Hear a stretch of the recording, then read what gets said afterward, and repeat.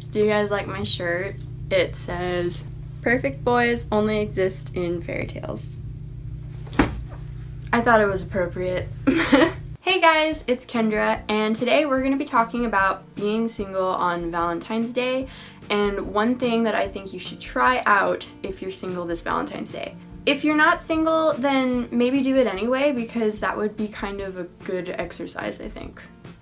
We'll see. You do what you want. So I've been single forever, like literally forever. I haven't had a boyfriend, I've never been on any dates, I've just, been here forever. My point being is that I know how it feels to be single on Valentine's Day. Sometimes I feel like this. Singlehood is awesome!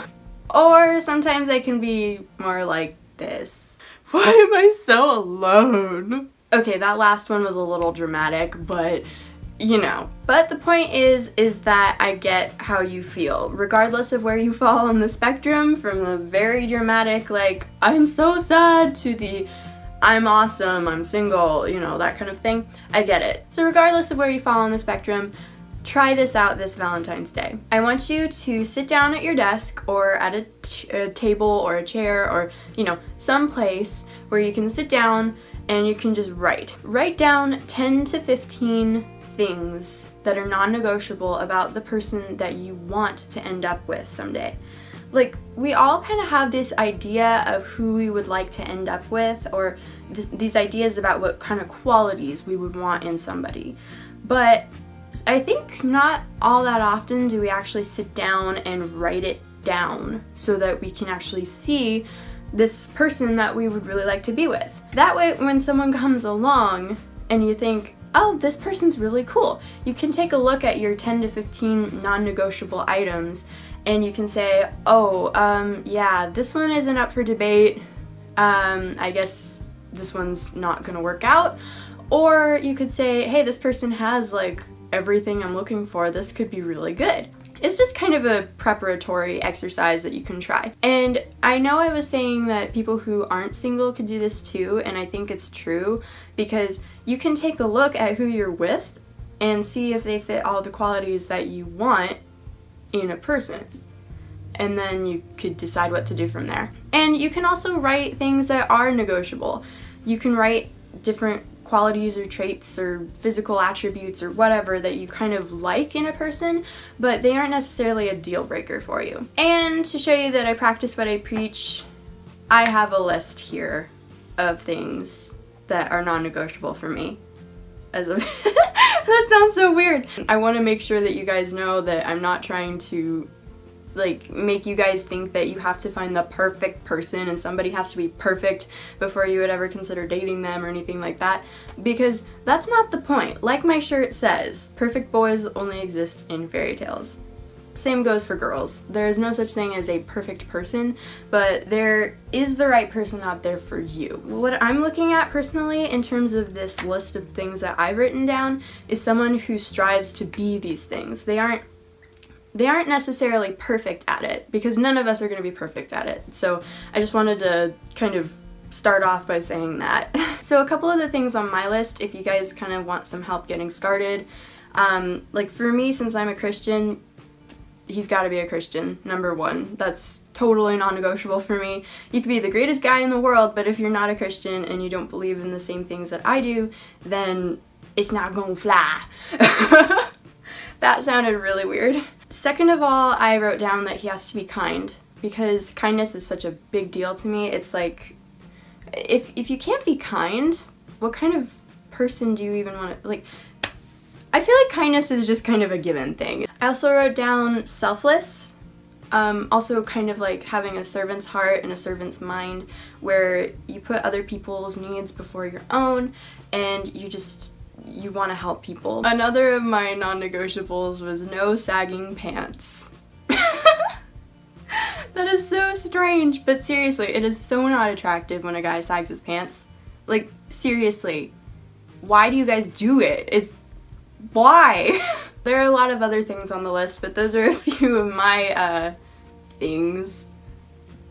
Some of them are weird, some of them aren't, I guess.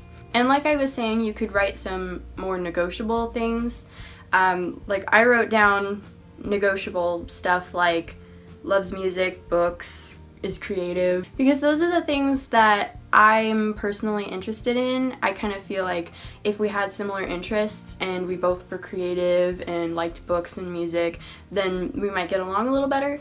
But because it's negotiable, it's not like, oh, you don't listen to music all the time, or we don't like the same kind of music, or, you know, it's not a big deal. So those are just a few of the things that I wrote down just to kind of get you guys started. You guys can go figure out the kind of person that you would like to end up with.